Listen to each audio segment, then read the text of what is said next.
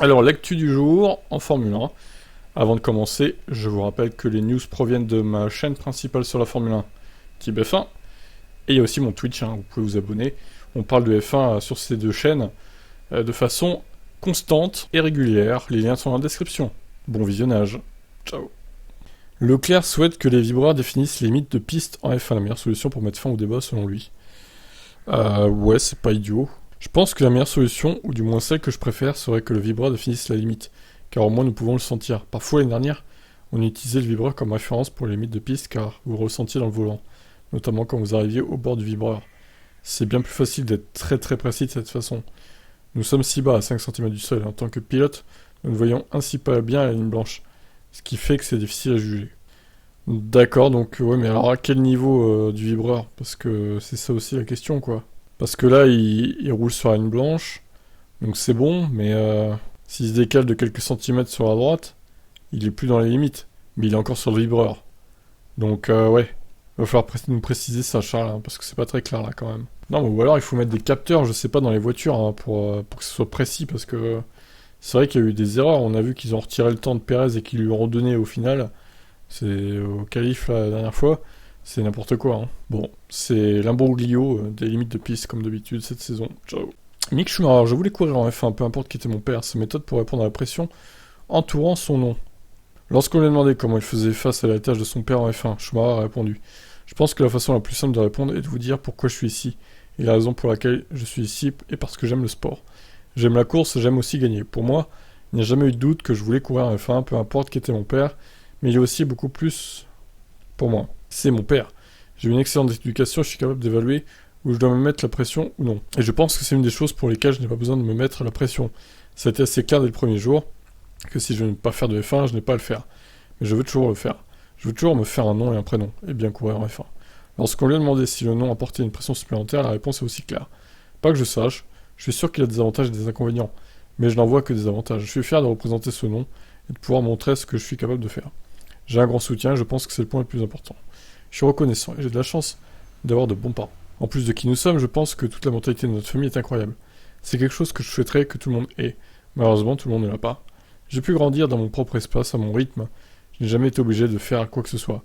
C'est un énorme avantage dans le sport auto car j'ai l'impression que peu de pilotes ont ce privilège d'apprendre à leur rythme, mais en fait ils ont été forcés d'apprendre plus vite. Peut-être ont-ils été élevés très durement, ce que je n'ai pas connu. Et oui, comme Verstappen qui a été élevé très durement. Et Mick, du coup, il a été élevé de façon normale, calme. Donc quel avenir pour Mick Schumacher? Espérons que Haas le vire pas quand même, il mérite pas de se faire virer, il est bien pire comme pilote. Mais bon, à voir, c'est leur décision. Peut-être qu'il rebondira ailleurs. Allez, ciao. Alors, ça serait le frère de Vettel, donc Fabien Vettel, qui a eu l'idée de la vidéo sur Instagram pour la retraite. Une décision spontanée qui valait mieux qu'un communiqué de presse. Ils ont quand même créé le compte Instagram en pleine nuit. C'est une action relativement spontanée, j'étais sûr qu'une telle annonce affecterait de nombreuses personnes émotionnellement parlant. J'ai donc suggéré à Seb de le faire. En fait, c'était une idée folle. On s'attendait pas à ce que ça prenne une telle proportion. En fin de compte, plus de 200 000 personnes ont vu cette story Instagram. Ça sortait de nulle part, bien sûr, c'est parce que Seb l'a ensuite partagé dans ses stories. La vidéo était postée en anglais et en allemand. La version anglaise a été likée par plus de 2 millions d'utilisateurs Instagram, tandis que la version allemande l'a été à seulement plus d'1 million. Ce qui est déjà pas mal. Vettel atteignait ainsi plus de 2 millions de followers en seulement quelques jours. Fabien explique en quoi il était important pour Sébastien de s'adresser personnellement à ses nombreux fans plutôt que de leur parler via un communiqué de presse qui aurait semblé distant. J'aurais probablement fait pareil. C'est quelque chose de très personnel. C'est pourquoi je pense que l'avoir fait via Instagram, qui était demandé depuis plusieurs années, était la bonne approche. Il s'est adressé aux personnes pour qui ça compte le plus, les fans. Si ça avait été l'équipe ou un communiqué de presse, il aurait manqué la touche personnelle. Le fait que Vettel ait refusé de faire partie des réseaux sociaux jusqu'ici prouve le pouvoir de sa personnalité, d'après Fabian. Ça démontre que Seb est plus qu'un pilote de course, et je pense qu'il sera difficile pour la Formule 1 de remplacer des pilotes aussi charismatiques que Seb, qu'Alonso ou même Hamilton. Je pense que mon frère laissera une empreinte immense lorsqu'il quittera la F1, avec tous les combats qu'il a menés récemment. Il a fait un grand pas en avant en tant que personne. Le changement climatique et les problèmes sociaux sont extrêmement importants et je pense que c'est un honneur de pouvoir utiliser votre voix pour y remédier. Ouais, au final, il a craqué, il a quand même fait un compte Instagram pour annoncer sa retraite. Bon, c'est un peu dommage de ne pas l'avoir fait avant, du coup. Il aurait pu toucher encore plus de personnes. Mais bon, voilà, c'est sa décision, Vettel. Il a pris sa décision de retraite, donc on respecte. Et on lui souhaite une belle fin de carrière chez Aston Martin. Il reste encore quelques courses. Ciao, ciao. Et Bottas salue le grand soutien qu'a été Wolff durant sa carrière, malgré que Wolff a été dur parfois avec lui. Il a eu une grande influence sur ma carrière, sans aucun doute. Il était l'un des premiers à me contacter en 2007. Au final, l'équipe de direction que j'avais au début de ma carrière, à partir de 2007, était composée d'Hakkinen, Didier Cotton et Toto. C'était donc un groupe assez fort, avec beaucoup de connaissances et un gros soutien. Avec le soutien de Toto, sans aucun doute, ça fait une grande différence dans ma carrière. Évidemment, il était impliqué chez Williams, puis chez Mercedes. C'était un peu bizarre d'essayer de discuter de contrat avec lui.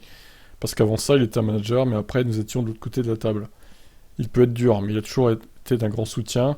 Il est l'une des personnes grâce auxquelles je suis ici actuellement, et grâce auxquelles je pilote encore. Bottas détaille comment s'organiser son équipe de management, et comment Wolff, Hakkinen et Cotton se partageaient les tâches liées à la gestion de sa carrière. Il salue leur efficacité, et le fait qu'il n'ait eu qu'à se concentrer sur son rôle de pilote. Je pense qu'ils faisaient des choses ensemble. C'est sûr que l'implication de Toto, de manière personnelle avec les équipes pour lesquelles je pilotais, fait la différence. Et vous savez, il était dans l'équipe. Donc c'est sûr qu'il parlait de direction. Ça fait une énorme différence. Mais le rôle de Mika était aussi d'essayer d'ouvrir les portes. Parce que tout le monde apprécie toujours beaucoup Mika. S'il dit quelque chose, les gens l'écoutent. L'expérience de Didier Cotton dans la gestion de la F1, comment les choses fonctionnent, les contrats, tout, c'était aussi des atouts utiles. Une équipe vraiment dynamique. Et ainsi, je n'avais plus qu'à être performant. Bon, bah tant mieux pour Bottas, qui a eu les bonnes personnes au bon moment, on va dire. Et du coup, il continue sa carrière à Valtteri. Va-t-il finir sa carrière chez Alpha, ou va-t-il rebondir ailleurs dans les prochaines années? À voir. Ciao. Kimi Räikkönen s'est amusé lors de ses tests en NASCAR. Donc il pilotera le week-end prochain, pas ce week-end-là, à Watkins Glen. Alors, son interview, j'ai rien à comparer, mais c'était une bonne chose de faire quelques tours, même si c'est pas exactement la voiture avec laquelle nous allons courir. C'était très bénéfique de simplement faire des tours et de s'amuser, et de savoir ce que la voiture fait en quelque sorte. Je peux faire des relais plus longs pour poursuivre la découverte, donc je suis sûr que ça sera plus facile de débuter les essais en course. Le projet 91 est la troisième voiture de Trackhouse Racing qui engage Ross Chastain et Daniel Suarez, et qui a enregistré 3 victoires cette saison jusqu'ici. Malgré ses bonnes conditions, Räikkönen ne pense pas pouvoir compter sur l'expérience de son roulage précédent en NASCAR il y a 10 ans. Évidemment, j'ai eu un peu d'expérience avec la voiture de Cup datant de 2011. Cette voiture est une nouvelle génération, elle est beaucoup plus agréable. C'est plus ou moins ce à quoi je m'attendais. J'avais essayé le simulateur, donc j'avais une idée et c'est correct. Évidemment, il lui arrive les mêmes choses qu'à une voiture normale. Donc quand les pneus chauffent, on glisse plus. Mais jusqu'ici, tout va bien. Peut-être une reconversion en NASCAR pour Kimi Räikkönen. Il a l'air de s'amuser en tout cas. J'ai hâte de voir la course de Watkins Glen donc dimanche prochain. Peut-être que je la diffuserai sur Twitch, que l'audio. Pas les images parce que sinon ça va être le strike. Mais je vais réfléchir à ça. Je vous laisse commenter. Ciao. Le patron du circuit des Amériques, donc Austin, déclare Miami, Las Vegas, Austin se complètent parfaitement. Donc Bobby Epstein, le patron du circuit des Amériques, affirme qu'il sera très difficile d'organiser une 4ème course à l'avenir en raison de nombreux frais à engager. Il déclare dans une conversation avec Reuters que les 3 circuits du calendrier de la F1 l'année prochaine se complètent parfaitement. Miami a les paillettes et le glamour, la merveilleuse destination qui est Miami et la saveur internationale qu'il y a. Las Vegas est tout simplement l'Amérique audacieuse et de la manière la plus divertissante qui soit. L'Américain pense que Austin est unique en raison de nombreuses possibilités de dépassement et du fait que les fans peuvent voir beaucoup de choses depuis les tribunes. Ce que nous voyons avec notre circuit construit sur mesure, c'est une compétition sur piste qui satisfait vraiment le vrai fan de course en termes de capacité de dépassement, de collines, de courbes, et le fait que les fans peuvent voir 8 ou 10 virages depuis un siège. Il a été question de plus de courses américaines que les 3 actuelles. Ah non, franchement, 3 c'est déjà pas mal, on va se calmer. Mais Epstein dit que toute alternance avec d'autres villes proposant des circuits temporaires serait difficile. Ça coûte plus de 150 millions de dollars rien que pour organiser une course la première fois, même sur un circuit non permanent, dit-il en faisant référence au coût du câblage des communications, de l'infrastructure des stands, des paddocks, du revêtement de piste. Pour le déplacer, c'est un risque élevé, une dépense énorme, et c'est difficile de demander à quelqu'un de faire une course unique et ne pas revenir l'année suivante, parce que vous devez investir tellement, même juste pour le faire une fois. Il conclut que la rotation pourrait fonctionner avec des circuits permanents, comme c'était le cas en Allemagne, entre Copenhague et Nürburgring. Ok, bon. On être 3 courses sur 23 Grands Prix, c'est quand même déjà 13% du calendrier, donc moi je veux bien, mais 3 c'est déjà pas mal. Pas une 4ème en tout cas, ou alors en alternance comme ils disent, ouais, pourquoi pas. Mais quel Grand Prix des Amériques serait en alternance? Austin, sûrement, vu que Miami et Las Vegas sont nouveaux, ils mettraient Austin en alternance avec un autre. Pourquoi pas, à la limite, faudrait voir. Qu'est-ce que vous en pensez? Ciao. Frédéric Vasseur compare Leclerc à Hamilton. Vous voulez dire en dehors de son talent exceptionnel? Je n'ai vu qu'un seul pilote s'en prendre à lui-même de manière aussi impitoyable lorsqu'ils estiment qu'une performance n'est pas suffisante, c'est Lewis Hamilton. Hamilton et Leclerc sont les deux seuls pilotes que j'ai vus dans ma carrière qui font leur autocritique même après une victoire. Tous les autres pilotes se seraient tapés sur l'épaule, mais ces deux-là savent qu'ils auraient dû mieux piloter et ils l'abordent sans ménagement. Même si le regard était tourné vers les stratèges chez Ferrari lors des derniers Grands Prix, Charles Leclerc s'est montré en effet très dur envers lui-même, notamment au Grand Prix de France. Celui qui commet de telles erreurs n'a absolument pas besoin de penser au titre, un tel pilote ne mérite pas le titre. Il avait déclaré ça du coup. Plus tard, il s'est exprimé au micro de la BBC. C'est vrai, je suis extrêmement pitoyable envers moi-même, et même si nous gagnons et perdons ensemble en tant qu'équipe, les erreurs que je commets sont celles que j'ai le plus de mal à accepter. J'ai toujours pensé que les erreurs faisaient partie du développement personnel. C'est comme ça dans tous les domaines. Il n'y a personne qui fait toujours tout bien. Tôt ou tard, il y a un couac, c'est inévitable. Mais chaque personne réagit alors différemment. En ce qui me concerne, c'est en étant totalement honnête avec moi que j'ai plus de chances d'apprendre quelque chose. Je ne comprends tout simplement pas que quelqu'un essaie de dissimuler ses erreurs.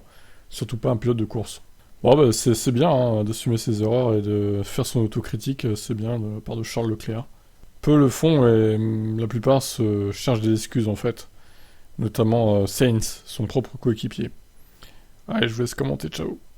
Et Russell qui espère que les mesures anti-planche flexibles vont aider Mercedes à partir de Spa. Je pense qu'il n'y a aucun doute sur le fait que Ferrari et Red Bull ont repoussé les limites du règlement en la matière et que nous avons respecté l'intention qui était la sienne. Mais il n'y a aucune garantie que ça les rapprochera de nous. Nous savons que si c'était sur notre voiture, ça nous rendrait plus lents. Il n'y a aucune garantie, chaque voiture est différente, mais ça ne va pas les aider, c'est sûr. Verstappen et Red Bull, on le vend en poupe.